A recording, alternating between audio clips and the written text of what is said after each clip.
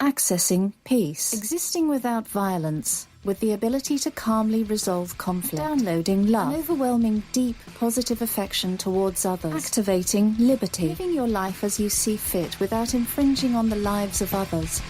Welcome to Peace, Love, Liberty Radio, online at fppradio.com. I am your host, Darryl W. Perry, the Liberty Penguin, the Wombat, the uncut cocaine of libertarianism. And, you know, we're having a little bit of technical difficulties at the moment. So, let me explain real quick what happened. So, I thought that I upgraded Audacity, but it turns out that I didn't install certain drivers, so I'm not actually able to do things the way that I normally do them, which is to import what's called a donut, where it's got all of the audio cues.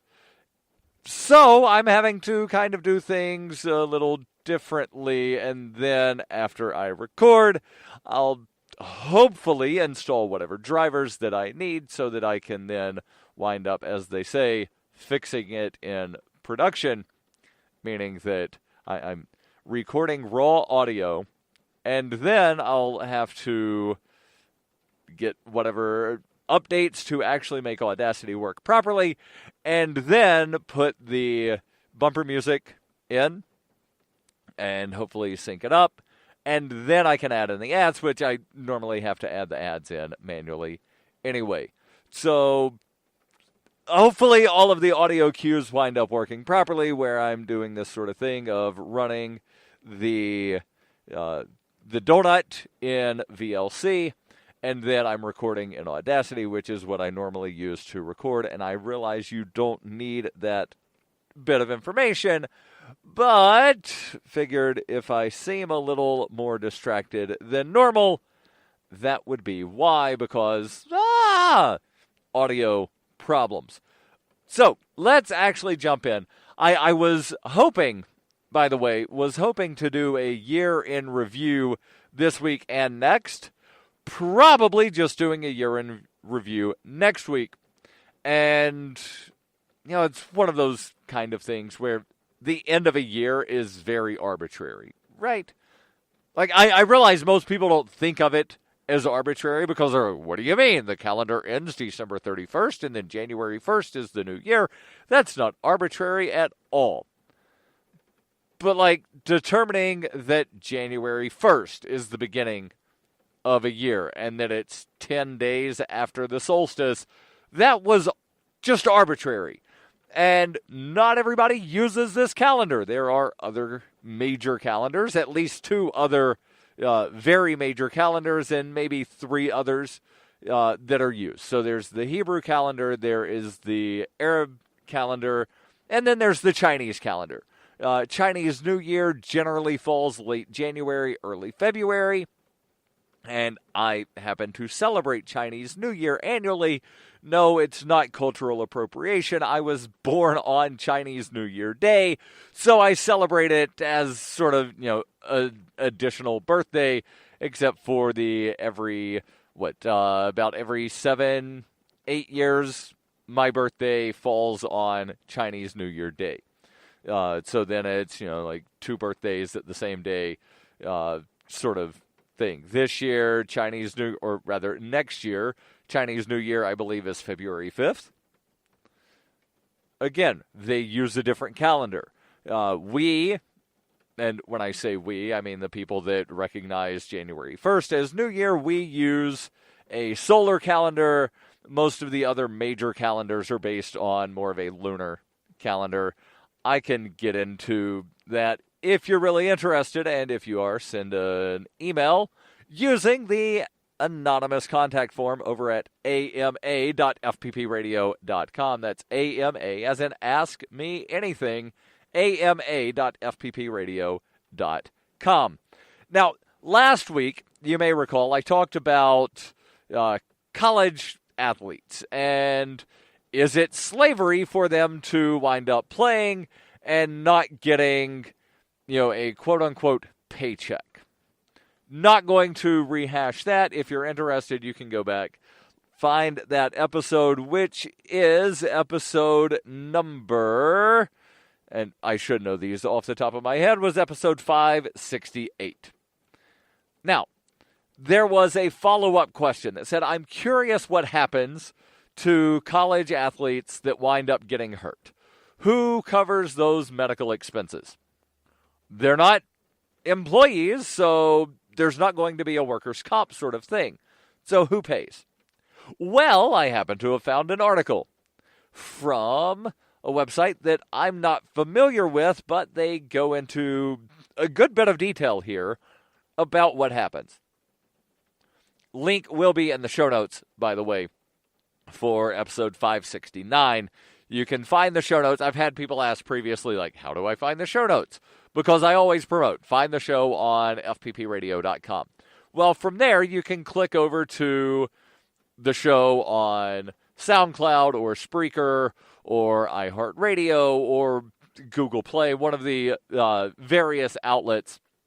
And then from there, if you click the description of the show, then you can see the show notes. Or if you're using an RSS aggregator, you can find show notes as well as the RSS feed. Obviously, by going to PLL.fppradio.com. That's PLL for Peace, Love, Liberty. PLL, Peace, Love, Liberty. PLL.fppradio.com. And yes, I realize that I wound up saying that fairly weirdly a couple of times. PLL.fppradio.com is the RSS feed if you're interested in that, and then you can see the show notes that way. So, again, jumping into what happens with injured student athletes. The article here from Noodle.com says there's been a lot of talk in recent years about who should pay for medical bills when college athletes are injured while participating in their sport. Stanley Doty lost a contract with the Kansas City Chiefs because of an undiagnosed spinal injury that he received while playing for the University of South Carolina, but there was no incentive for the school to pay for surgery he needed. They simply didn't have to. The NCAA member institutions are not required to provide long-term care for athletes who have exhausted their eligibility, graduated, or who are no longer enrolled, as was the case for Doty, who left the university 12 credits shy of graduating so that he could play professionally. So let's jump into it. Who pays? Who's covered? How are they covered? Stay tuned. There's more here on Peace, Love, Liberty Radio.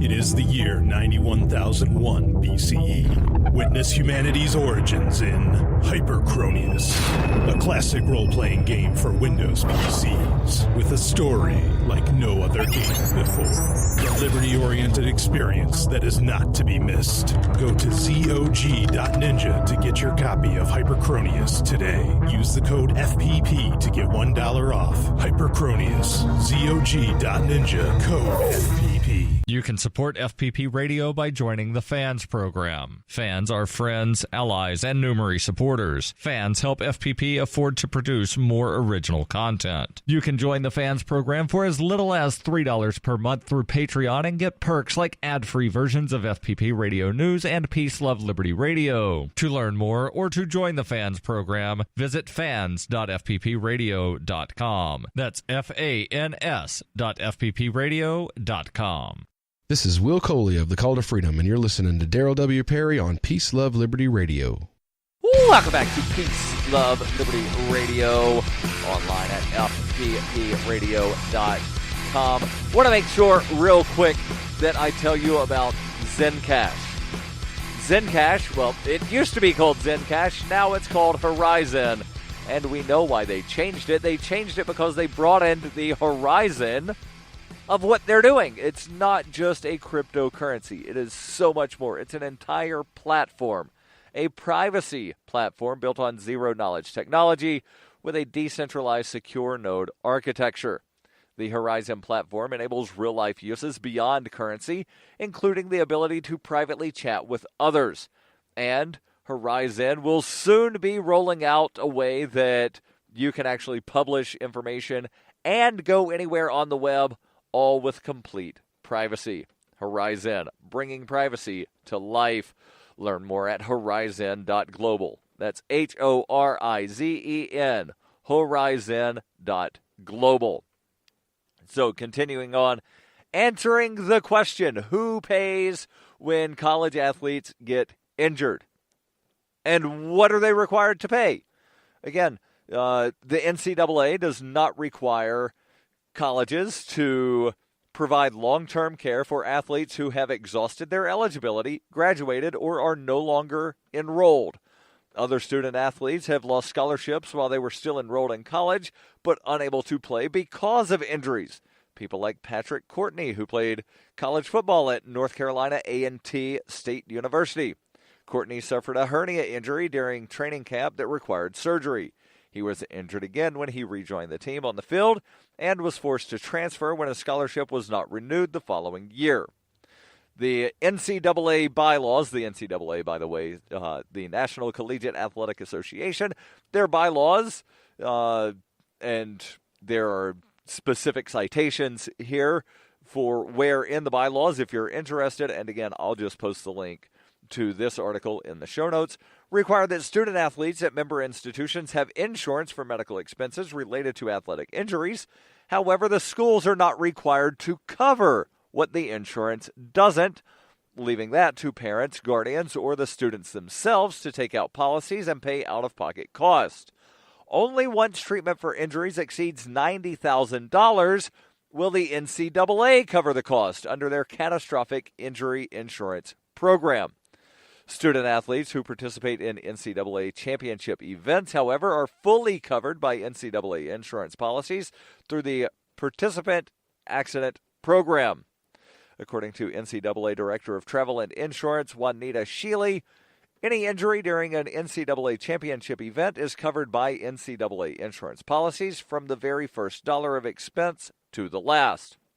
Exceptional student athletes, those who are likely to be early draft picks for the NFL, the NHL, the NBA, Major League Baseball, or the WNBA, are permitted to purchase NCAA-sponsored disability insurance to protect against future loss of earnings as a professional athlete if they are approved by a program administrator. Loans are available to cover the cost of insurance, which means that, like the required basic coverage before the catastrophic insurance kicks in, student athletes foot the bill. Or, in a lot of cases, it's probably the family of the athletes. When it comes to coverage of student-athlete medical expenses, NCAA member institutions are allowed to determine their own policies and procedures and are not required to pay for their student-athletes' medical expenses, though some do. For example, the University of Louisville's Kevin Ware injured his leg during an NCAA tournament and needed surgery and rehab to repair his leg. He was covered by both his family's and the school's insurance and was not responsible for out-of-pocket expenses. The University of Alabama also covers medical, dental, and rehab expenses for student athletes who receive sports-related injuries. When former player Tyrone Prothro fractured his tibia, an injury that was followed by a severe infection, the university paid for the 10 surgeries he required. Athletes who attend smaller schools, however, are often responsible for copays, deductibles, and other expenses, like at the University of Maine, where the students are responsible for up to $10,000 before school coverage kicks in. For the past 3 years, the NCAA has permitted, but not required, Division I institutions to offer multiple-year scholarships. But according to figures obtained by CBS Sports, most schools continue to offer the majority of their scholarships as renewable one-year contracts, meaning that if the athletes are injured or not healthy enough to play, they could lose their scholarship at the end of the year and end up paying out of pocket for medical treatment. How can this burden be eased? And I realize that there are probably lots of different thoughts on how can we wind up fixing this problem? And some people probably have other thoughts on this. Some would probably say, we need government to step in, blah, blah, blah, blah. I don't think we do. I think we need much more of a free market here, but let's see what they say over at Noodle.com. They say last year, The Big Ten Conference was the first to announce support for multi-year scholarships and improved medical insurance for student athletes. When the organization finally does mandate enhanced benefits, it will potentially affect close to 9,500 student athletes.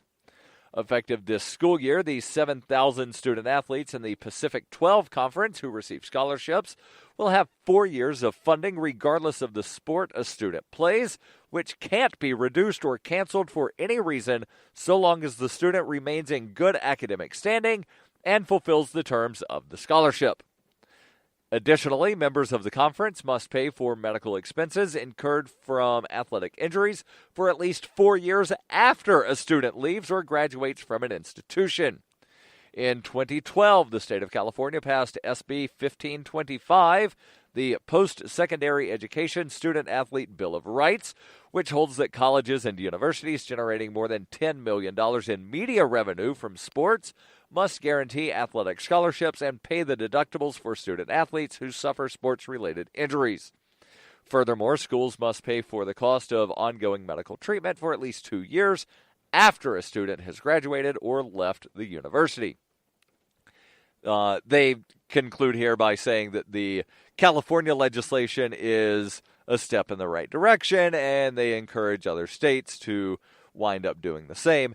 And I would say that while it's probably a good idea for colleges to wind up doing it, I don't think that mandating that it must be done is the right thing. Only because there are some private that do compete at the Division I level. So hopefully I answered the question. If not, send an email, ama.fppradio.com. I'll try to clarify. Stay tuned. There's more. We have some good news. The indictments against Ross Ulbricht in the District of Maryland were dismissed with prejudice, meaning they can never be refiled. This is especially good because those indictments contain the only charge ever made that Ross engaged in murder for hire. This was a serious allegation that Ross Ulbricht denies. It was never prosecuted or ruled on by a jury, but was trumpeted by the federal government and the media as if it were proven fact. The Maryland court held these indictments for almost 5 years, poisoning Ross's case and leaving him under a cloud of unproven allegations. As explained in Ross's appeal to the Supreme Court, the fact that the judge used these allegations to give Ross a draconian sentence of double life without parole violated his Sixth Amendment right to a jury trial. Judges are required to issue sentences based on convictions decided by a jury, not unproven allegations never even charged at trial. Although this is a positive development, the dropped indictment will not set Ross free. Now, a presidential pardon is Ross's only hope of freedom. Sign the petition at freeross.org. freeross.org. You're listening to Peace, Love, Liberty Radio, online at fppradio.com. Hey, welcome back to Peace, Love, Liberty Radio, online at fppradio.com. I am your host, Darryl W. Perry, the Liberty Penguin, the Wombat, the uncut cocaine of libertarianism. And we're going to change gears here in just a second. But first, I've got a question for you. Are you an advocate for free market money? Do you use Bitcoin and other cryptocurrencies as an alternative to the government-backed fiat currencies? If so, then you need SpendABit. SpendABit is the search engine for things you can buy with Bitcoin and other cryptocurrencies. And I was reminded by my girlfriend, actually not reminded, it was more of a question of, OMG, why didn't you tell me that I can get yarn on SpendABit? Well, there are over 3 million products the last time I took a look. I don't know what all of them are. I'm not even going to pretend to know what a fraction, well, I know what a fraction, it would be, like 1 over 3 million, or actually 32 over 3 million, roughly, because books that I've published are listed on SpendABit. So, I could tell you those. Outside of that, I don't really know. Go take a look, spendabit.fppradio.com. It's a search engine for things you can buy with cryptocurrency. So keep your money in the free economy and spend a bit. use my affiliate link, spendabit.fppradio.com.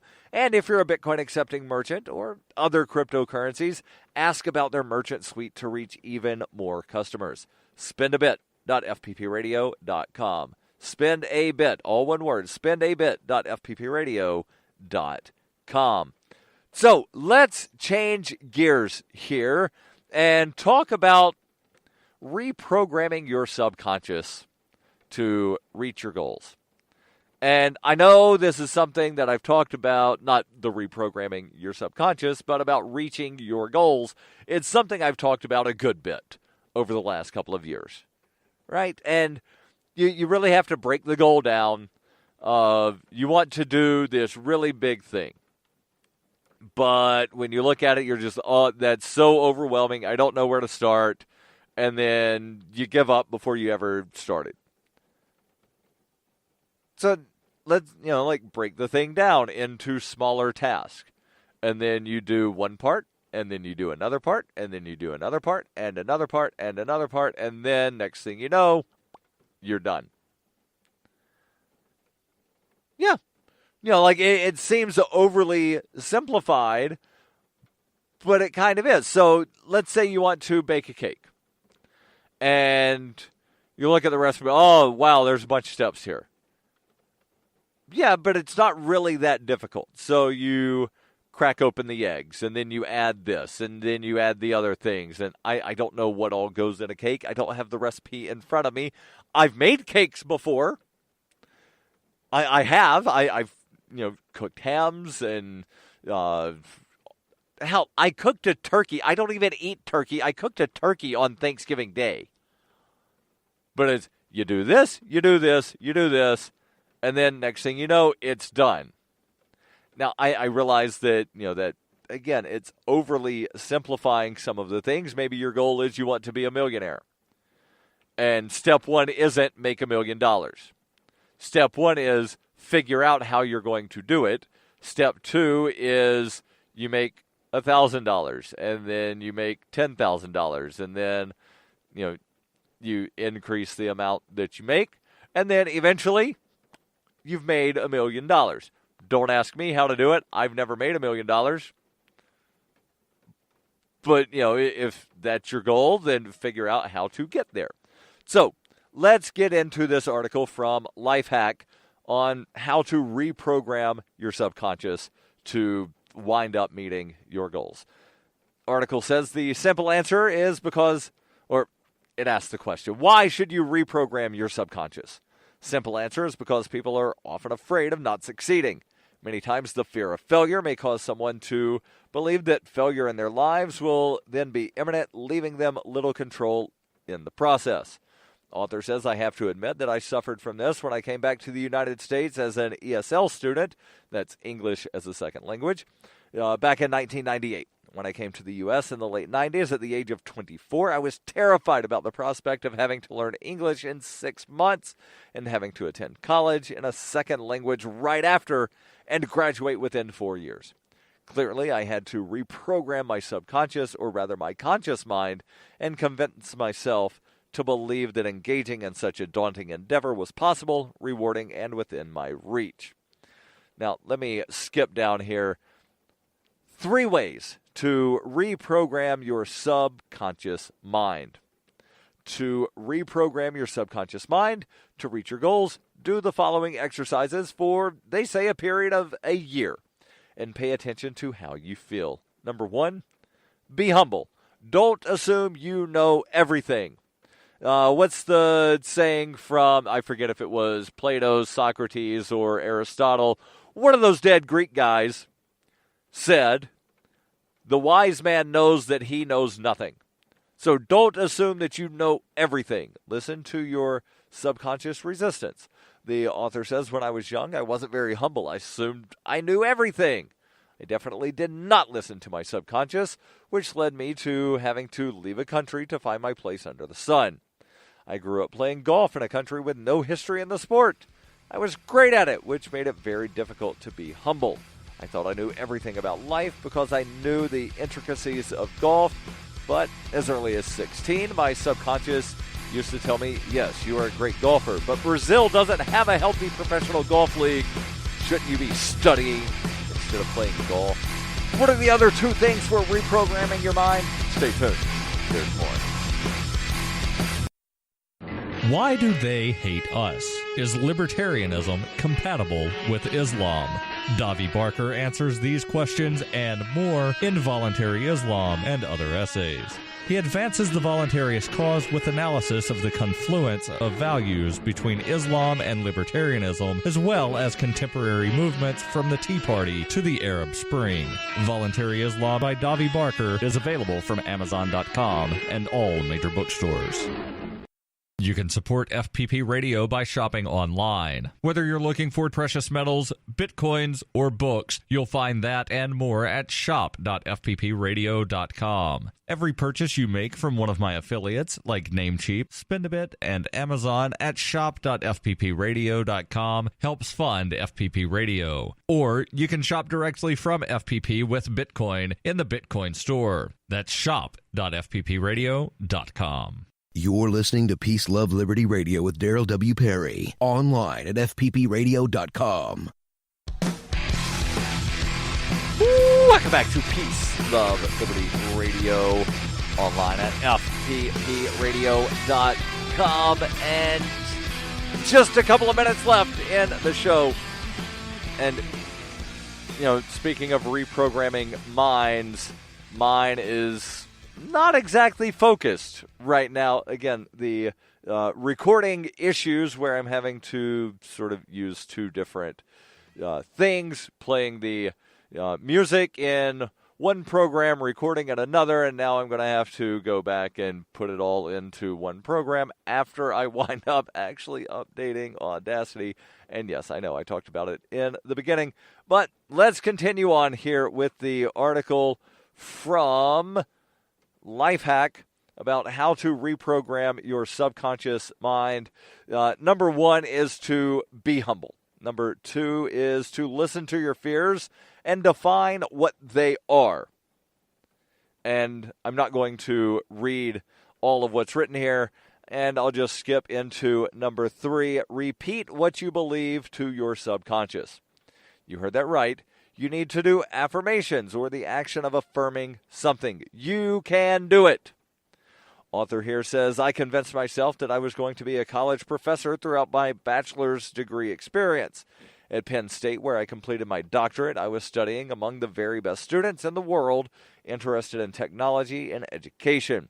I repeatedly told myself that I was a top student in instructional systems in the United States and visualized my career being a college professor in a teaching university. Ladies and gentlemen, repeating my beliefs through my affirmations in graduate school have proven right, and today I'm a mid-career professor in a teaching university on my way to senior status. The author of this article, by the way, is Dr. Luis C. Almeida, who is an associate professor of communications arts at Lee University, who has advised over 1,000 students with questions relating to mental strengths. He has a conclusion here that says, negative thoughts won't take you anywhere. Reaching your life goals are directly related to how much you believe that you can achieve them along with God's grace. It's possible to reprogram your brain in order to achieve your goals with distinction. It will take more than a couple of hours, though, so be patient and keep course. Engaging in subconscious training may be the difference between you achieving your goals to failing in your life pursuits.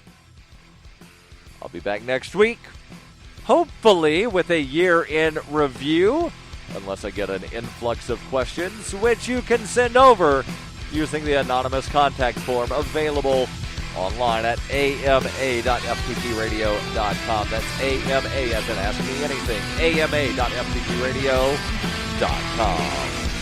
The podcasts of FPP Radio are licensed under Copy Heart. We believe that copying is a form of flattery and do not abide by the copyright laws. Though Those laws serve to restrict the flow of ideas which no one can really own. Copying is an act of love. Love is not subject to law. If you enjoy the show, consider joining the Fans program and get perks like ad-free versions of Peace, Love, Liberty Radio and FPP Radio News, and also get a copy of the monthly newspaper FPP News. To learn more or to join the Fans program, visit fans.fppradio.com.